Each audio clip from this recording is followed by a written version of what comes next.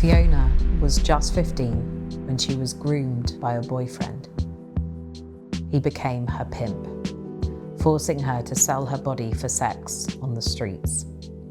When she finally escaped him, she was picked up by another pimp. She suffered violence and abuse from both pimps and the people who were paying for sex, known as punters. She said about her experiences, "I would tell everybody, I'm fine, I'm okay. And then I would go home and scrub myself till I bled every night in the bath, in boiling hot water. Because no way is it ever okay. It's never okay." She was regularly arrested by the police, who did not arrest the pimps. By age 17, she had 39 convictions for soliciting and loitering. She finally escaped age 26 after hearing about the violent death of her cousin, who was also in forced prostitution and who'd been murdered by a punter.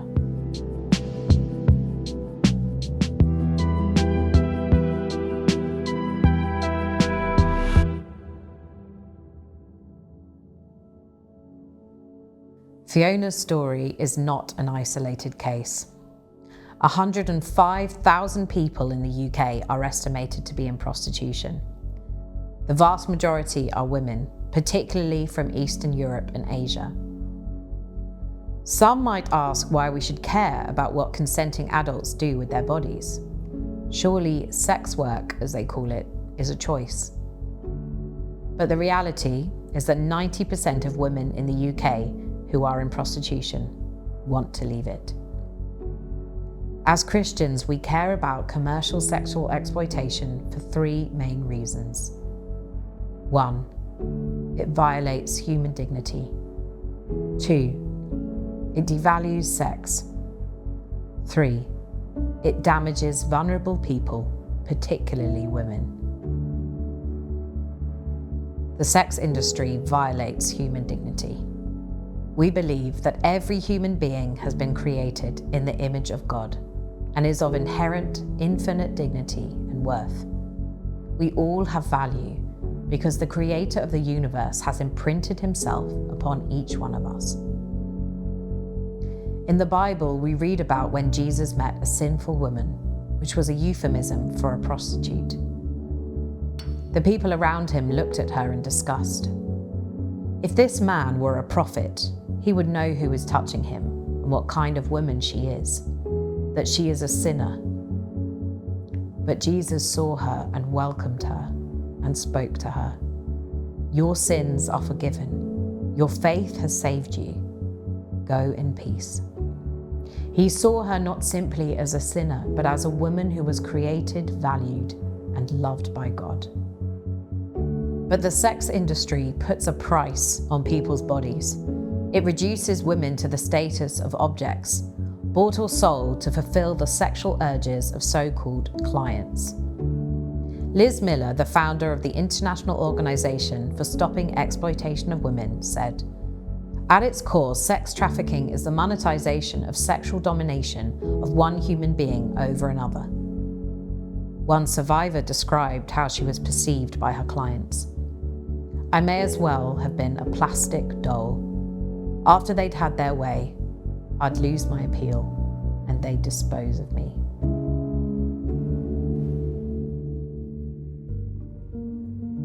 Secondly, the sex industry devalues what sex actually is. As Christians, we believe that God has designed sex as a good gift for humanity to enjoy within the confines of marriage. That's a safe context where man and wife give their bodies to one another. The pastor Tim Keller once wrote, "Sex is perhaps the most powerful God-created way to help you give your entire self to another human being." Sex is God's appointed way for two people to reciprocally say to one another, "I belong completely, permanently, and exclusively to you." You must not use sex to say anything less. But the sex industry does make sex say something less. It turns sex into something which is taken rather than freely given. It turns intimacy into a commodity to be bought and sold. Many women in prostitution see having sex with clients essentially as rape. The feminist writer Julie Bindel says, "Men who pay for sex are buying sexual subordination. Consent that has to be bought is not consent."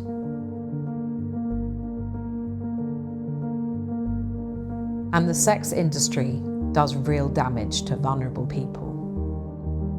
Many of the women involved have not truly chosen to be there at all. The feminist author Catherine McKinnon writes, "Sex work implies that prostituted people really want to do what they've virtually no choice in doing. That their poverty, homelessness, prior sexual abuse as children, subjection to racism, exclusion from gainful occupations, or unequal pay plays no role. There are strong correlations between rates of prostitution and homelessness, sexual abuse, violence at home, time in care, and poor education. Approximately 50% of the women in prostitution in the UK started being paid for sex acts before they were 18 years old. Others in prostitution feel trapped. Many suffer deep psychological harm, and some even suffer physical harm. One report found that 64% of those in prostitution had been threatened with a weapon, 73% had been physically assaulted, and 57% had been raped. Women involved in street prostitution are 60 to 100 times more likely to be murdered than are non-prostituted women. In a study of prostituted women across 9 different countries, 68% were found to be suffering from PTSD. That's a comparable ratio to rape survivors and survivors of state-sponsored torture, and higher than war veterans. Christians are called to speak on behalf of the vulnerable and the voiceless, and to walk alongside those who've been abused. God says in Isaiah 58, "Is not this the kind of fasting I've chosen? To loose the chains of injustice and untie the cords of the yoke, to set the oppressed free and break every yoke." Here in the UK, in England, Wales and Scotland, the purchase and selling of sex is legal. But various activities related to prostitution, such as soliciting in a public place, curb crawling, or running a brothel, are criminalised. At CARE, we've long supported the adoption of the Nordic model. That's a model in which it's illegal to purchase sex, but not for an individual to sell sex. It protects the vulnerable people, usually women, who've often been coerced into prostitution. It was originally introduced in Sweden in 1999, and countries that have introduced it have an average of between 5 and 8 times fewer trafficked women than countries which fully decriminalise prostitution. Northern Ireland adopted it in 2015, and CARE was actually involved in drafting the bill which saw it adopted there. That bill also makes provision for women to be helped to exit prostitution and to access support. We continue to campaign for the Nordic model to be introduced elsewhere in the UK, and we're monitoring how the sex industry is developing, particularly online. The UK has the second highest incidence of internet pornography searches in the world, but adult service websites are very poorly regulated, and thousands of the supposed models have been trafficked and offered up for sale.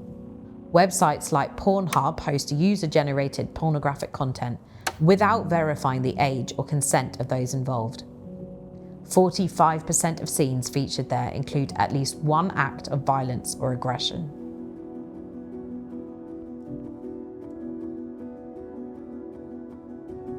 In 1996, Fiona spoke about her experiences at the International Conference to End Violence Against Women. Since then, she's campaigned to end the sex trade and to end the criminalisation of women in prostitution.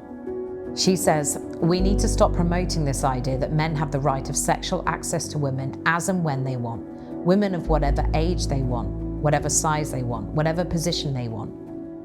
In my city, it's £5 to do whatever they want to another human, to a vulnerable girl or woman. £5.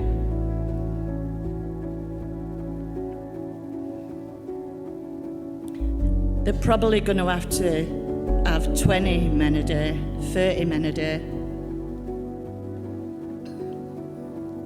And And like I said, I can't live my life. I can't be part of and support that notion. Not for 1 second, not for any girl, none, absolutely none.